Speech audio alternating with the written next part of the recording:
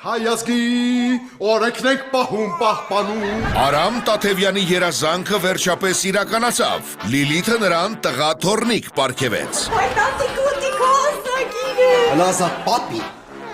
պապի։ Սակայն ամեն բան այդքան էլ հարթ չէ։ Ինչ են թաքցնում Արամ Տաթևյանի ընտանիքի անդամները իրենից։ Բա պապային երբ ենք ասելու, որ երեխան անունը Վաչո չի։ Ես չեմ հասկանում, այս երեխեն ինչի չի խոսում։ Կարող է 3 ամսականա դրա համար։ Ովքեր են նրա նորահայտ հարևանները եւ ինչը չեն կարողանում կիսել Գնդապետ Տաթևյանն ու Գնդապետ Պարթևյանը։ Առաջարկում եմ Կարենին բաժանենք երկու մասի։ Աստորեն Կարենին էլ ուզում ձեռից ստանի, հա։ Ավոր ես եմ այս մատերով նասկից ես, այս մատս կողեմաշ։ Կորած գլխից ձու ջարդես։ Թողնել, գաս,